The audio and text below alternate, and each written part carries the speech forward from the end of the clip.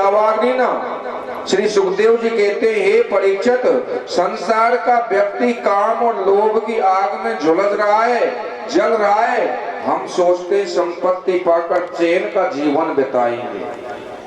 हर आदमी का यही तो सोच है, पैसा इकट्ठा हो जाए, बच्चा सर्विस लग जाए, संपत्ति हो जाए तो आराम से रहेंगे, संपत्ति पाकर चैन का जीवन बिताएंगे, आराम से रहेंगे। लेकिन शास्त्र कहते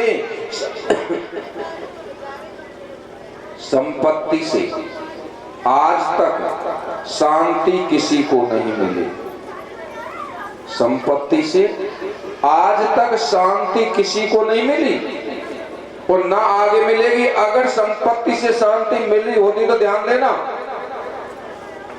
रावण सबसे ज्यादा शांत होता।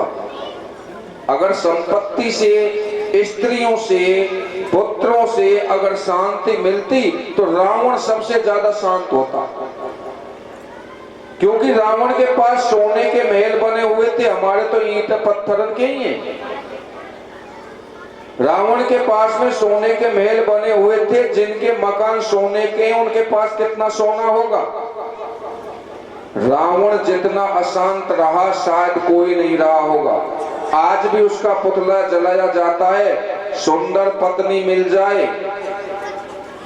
तो शांति मिल जाएगी, ये भी बात गलत है। सुंदर पत्नी मिल जाए तो शांति मिल जाएगी, ये भी बात गलत है, क्योंकि रावण के पास हजारों रानियां थी, एक से एक सुंदर थी। वाल्मीकि रामायण में लिखा है कि जब हनुमंत लाल जी सीता जी की खोज में गए थे, रात्रि में ढूंढ रहे थे, देखा रावण के पास मंदोदरी सोई हुई थी। हनुमान जी को एक बार तो भ्रम हो गया, ये सीता तो नहीं है, इतनी सुंदर थी मंदोदरी जैसी हजारों हजारों रानियां, दिव्य दिव्य रानियां थी रावण के पास। लेकिन जब शूर्पणखा की मुख से सीता जी की सुंदरता सुनी तो उसका हरण करने के लिए चल पड़ा। शास्त्रकार कहते हैं, नागिनी तुष्टंती काष्ठनाम नापागा नाम महोदधि नान्त्य कस्य सर्वभूतानाम न पुंसाम वामलोचना। ना अग्नि तुष्टंती काष्ठनाम, ना अग्नि, अग्नि में चाहे कितनी भी लकड़ी डाल दो लेकिन अग्नि लकड़ियों से तृप्त हो नहीं सकती। नापागा नाम महोदधि, समुद्र में चाहे कितनी भी नदी चली जाए लेकिन समुद्र नदियों से तृप्त नहीं हो सकता। नान्त कस्य सर्वभूतानाम, नान्त कस्य सर्वभूतानाम, संपूर्ण भूत प्राणियों की अगर मृत्यु हो जाए तो यमराज संतुष्ट नहीं हो सकते। इसी प्रकार न पुंसाम वामलोचना, आदमी की कामना भी कभी भी तृप्त नहीं हो सकती। पुत्रों से भी शांति नहीं मिलती, क्योंकि रावण के पास 1 लाख पुत्र 1.25 लाख नाती थे। यदि भौतिक पदार्थों से व्यक्ति को शांति मिलती तो रावण संसार में सबसे ज्यादा शांत होता। उसने अपने अहंकार की रक्षा के लिए सारे परिवार का संहार करा लिया। अपनी जिद को सुरक्षित रखने के लिए अपने सारे नगर में आग लगवा दी। अंत में परिणाम ये हुआ कि मरते समय कोई जलाने वाला पैदा नहीं हुआ। विभीषण ने ही चिता में आग लगाई। तो मैं कह रहा था हिरण्याक्ष माने लोभ, और वह पृथ्वी को चुरा के पाताल में ले गया था। पृथ्वी के अंदर रतन छुपे हुए हैं, ध्यान से सुनना। पृथ्वी के अंदर रतन छुपे हुए हैं और लोभी व्यक्ति धन को गाड़ के रखता है। लोभी व्यक्ति धन को गाड़ के रखता है, छुपा के रखता है, और समझदार व्यक्ति संपत्ति को पाके उदारता बरतता है, गरीबों की सहायता करता है, संतों की सेवा करता है, और जो छुपा के रखता है वह नेश नाबूद हो जाता है। छुपा के रखता है लोभी आदमी, वह नेश नाबूद हो जाता है।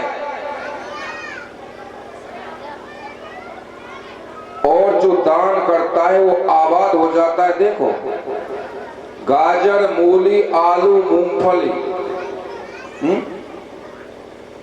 गाजर, मूली, आलू, मूंगफली अपनी संपत्ति को कहां रखते हैं? जमीन में रखते हैं, छुपा के रखते हैं ना। ऊपर तो हरे हरे पत्ते, लेकिन माल मसाला जमीन के अंदर। इसलिए किसान इनको ऐसे उखाड़ के फेंकता है, फिर इनकी जड़ नहीं जम पाती महाराज। एक लोभी आदमी था महाराज, लोभी।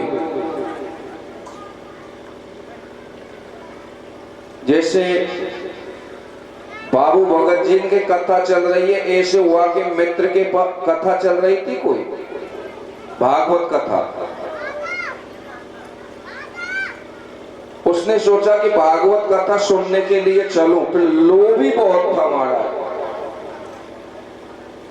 तो घर से चला तो 500 रुपए लेकर के चला के कथा पे जाऊंगा तो 500 रुपए चढ़ा दूंगा। क्यों? कथा का कुछ नियम भी ऐसा ही है, पैसा नहीं तो फूल तो अवश्य चढ़ा करके बैठना चाहिए कथा पर। 500 रुपए चढ़ा दूंगा। अब रास्ते में उसको एक गांव को आदमी मिल गया।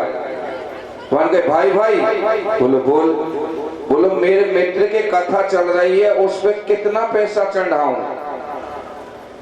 उसने कहा कम ते कम 100 रुपए तो चढ़ा देना। ठीक, 100 रुपए आगे जेब में रख लिए, 400 बगल में रख लिए। बोलो 100 चढ़ाऊंगा। आगे और व्यक्ति मिला, अरे भैया मेरे मित्र के वहां कथा चल रही है, कितने चढ़ाऊं?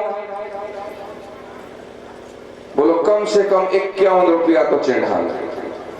50 और लेकाश लिए वहां। धीरे धीरे जब कथा जिस गांव में बच रही थी वहां के नजीक पहुंचा तो विचार करते करते करते करते वहां कही के कथा पे एक नारियल चढ़ा देना। तो नारियल कहां मिलेगा? बोलो बाजार में मिलेगा। अब बाजार को चल दियो नारियल के नारियल लेने। अब बाजार में पहुंचा नारियल लेने के लिए, तो बढ़िया से कहा कि सेठ जी नारियल कितने का दिया है? बढ़िया ने कही कि 30 पैसा को। ऐसा ही भाव। वहां के 15 पैसा ले ले। बढ़िया के आगे जा, आगे दुकान पे। आगे दुकान पे गए, दूसरे पे पूछो भैया नारियल कितने को दियो है? बोलो 10 पैसा को। बोलो 5 पैसे ले ले। बोलो आगे बढ़, आगे सेठ ने कही। आगे गए, बोलो नारियल कितने को दियो? बोलो 5 पैसा। बोलो 2 पैसे ले ले। और सेठ ने कहा कि बोलो एक नारियल को बगीचा ठाड़ो, फ्री में माही टोलना। अब वहां चला गया, वो ई बढ़िया है। अब नारियल के पेड़ बगीचा में गए तो नारियल आ रहे थे पेड़ में ऊपर, बहुत सारे नारियल। अब वो तोड़ने लगा, मान गई कि एक तो मित्र की भागवत पर चढ़ा दूंगा और अन्य दुकान पे बेच और पैसा बना ले जाऊंगा।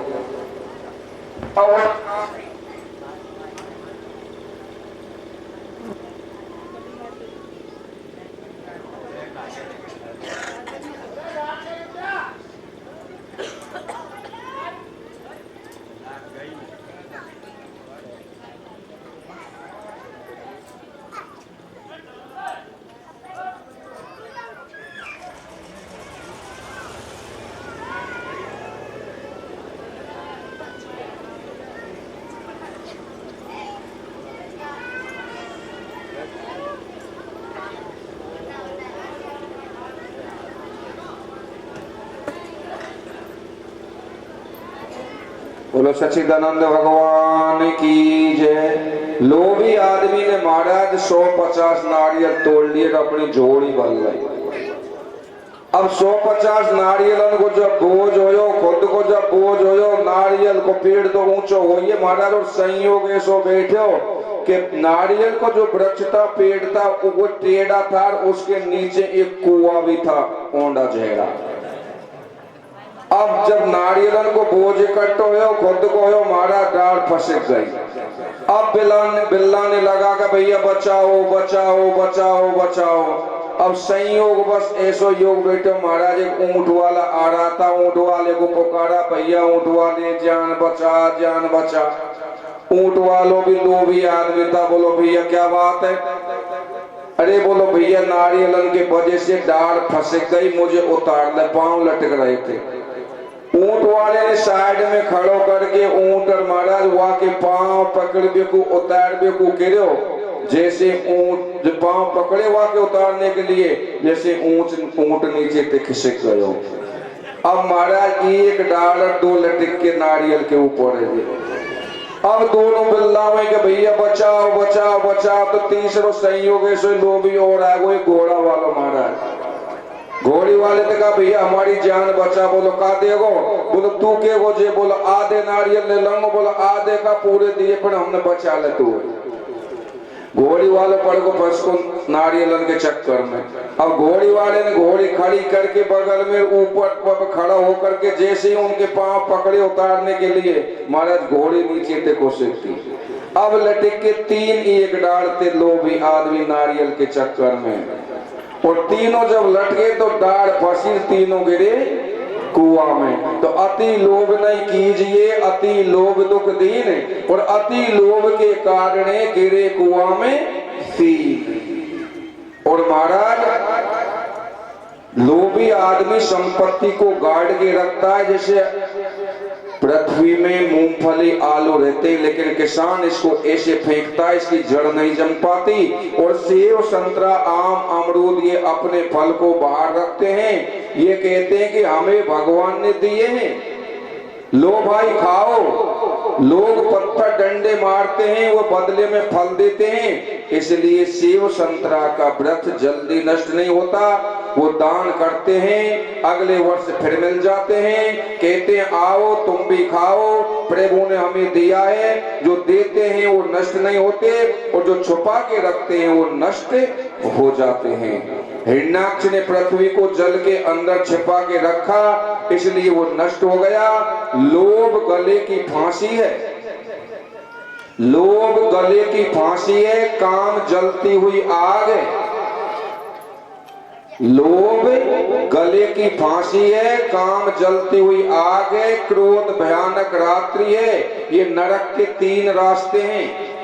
त्रिविधम नरकेश एदम द्वारम। श्री सुखदेव जी महाराज कहते हैं कि त्रिविधम नरकेश एदम द्वारम नाशनम आत्मना।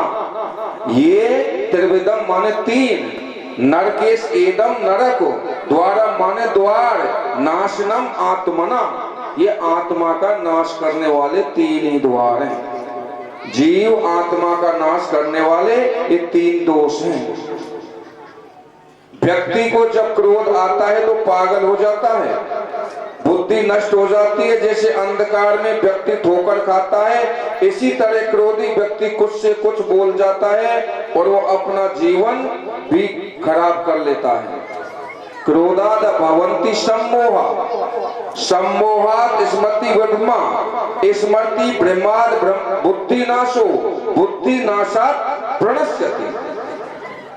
ध्याय तो गीता में लिखा है, ध्याय तो विषयान पुंसा। आदमी का पतन कब होता है? ध्याय तो विषयान पुंसा संगास्ते सूप जायते। जब आदमी के अंदर कामना उत्पन्न होती है और कामना में विघ्न जब आता है तो क्रोध उत्पन्न हो जाता है, और क्रोध जब उत्पन्न होता है तो क्रोधाद भवति सम्मोहा, और सम्मोहात् स्मृति विभ्रमा।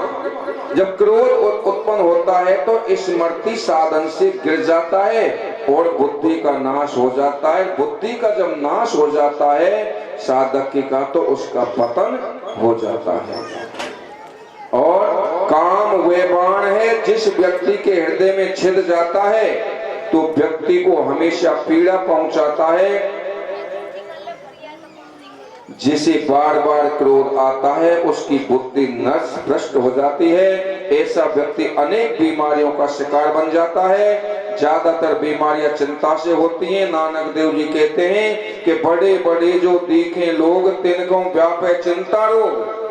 हम कह रहे हैं बड़े बड़े, लेकिन महाराज उनके इतनी बड़ी चिंताएं, जितने बड़े लोग हैं ना उतनी बड़ी चिंता होती है उनके अंदर, और जितने बड़े पैसा वाले होते हैं ना उतने इतने पैसे वाली बीमारी होती है उनके, लाख 2 लाख 4 लाख में इलाज होते हैं।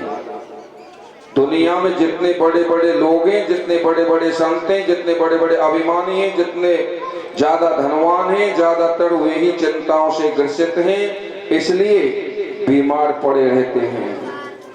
शंभु मनु शत्रुपा जी मैथुनी सृष्टि प्रारंभ होती है।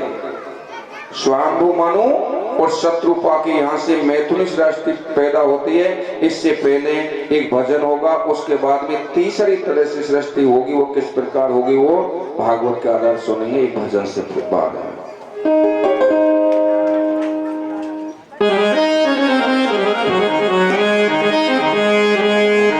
अपने सब रूठे चाहे हो बदनामी, अपने सब रूठे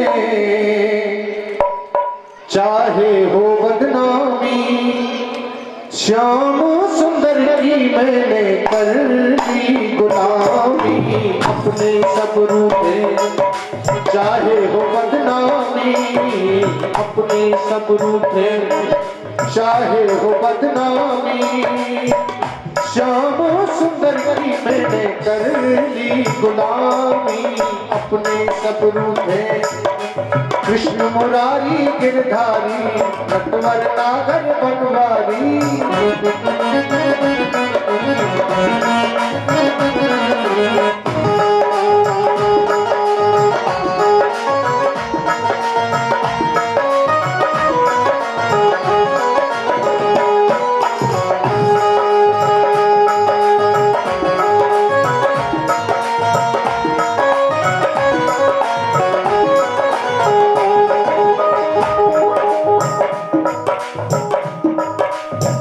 देखिए भक्त कहता है भगवान से, रोज सुनूं मैं सत्संग जाकर, रोज सुनूं मैं सत्संग जाकर, तुझे रिझाऊं तेरा नाम गाकर, तुझे रिझाऊं तेरा नाम गाकर।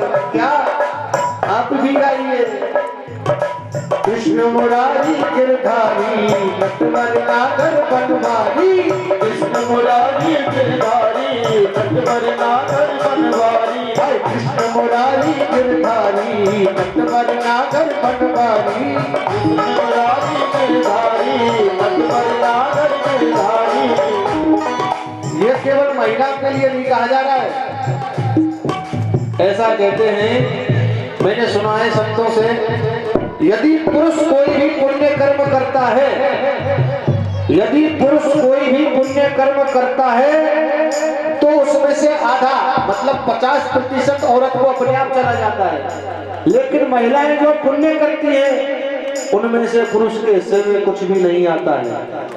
इसलिए मेरा आपसे निवेदन है, तुम अपनी कमाई खुद करो, गाओ। आए कृष्ण मुरारी गिरधारी, नटवर नागर बनवारी। कृष्ण मुरारी गिरधारी, नटवर नागर बनवारी। कृष्ण मुरारी गिरधारी, नटवर नागर बनवारी। कृष्ण मुरारी गिरधारी, नटवर नागर बनवारी। रोज सुनूं मैं है सत्संग जाकर, रोज सुनूं तुझे रिझाऊं तेरा नाम गाकर, तुझे रिझाऊं तेरा नाम गाकर। कोई कुछ बोले, कोई कुछ बोले, मैंने भर दी हामी। कोई कुछ बोले, मैंने भर दी हामी। क्या श्याम सुंदर की मैंने कर दी गुलामी। अपने सब रूठे चाहे हो बदनामी, अपने सब रूठे चाहे हो बदनामी, श्याम सुंदर की मैंने कर दी गुलामी। अपने सब रूठे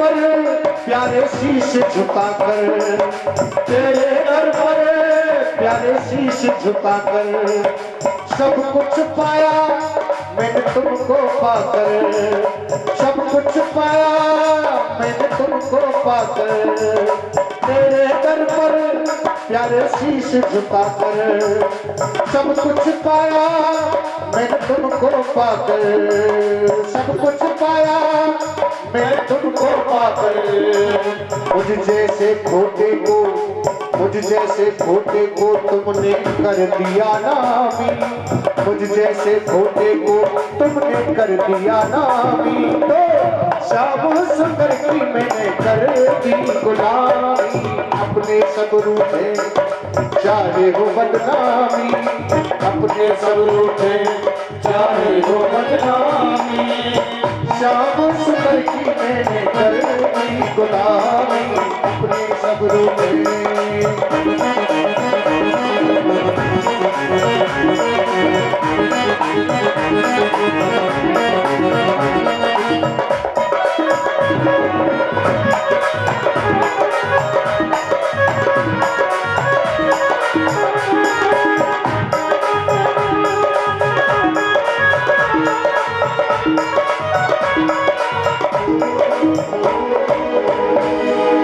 पाप पुण्य में हे भगवान,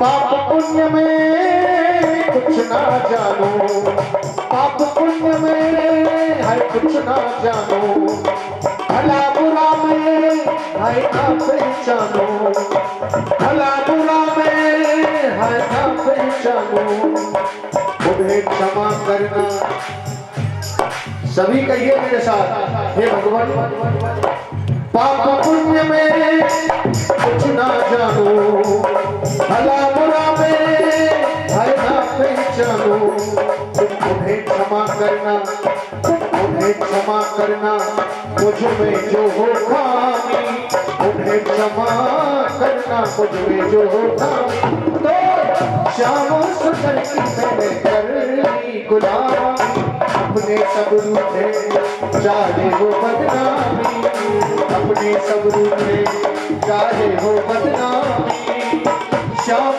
सुंदर की मैंने कर दी गुलामी, अपने सब रूठे चाहे हो बदनामी, श्याम सुंदर की मैंने कर दी गुलामी, श्याम सुंदर की मैंने कर दी गुलामी, श्याम सुंदर की मैंने कर ली गुलामी। बोलो सच्चिदानंद भगवान की जय। जय जय श्री राधे श्याम। आइए कथा पर ध्यान देंगे। मैं कह रहा था हिरण्याक्ष, हिरण्याक्ष माने लोभ, उसने पृथ्वी को छिपा करके रखा, बड़ा भगवान ने उसे मार डाला, बड़ा भगवान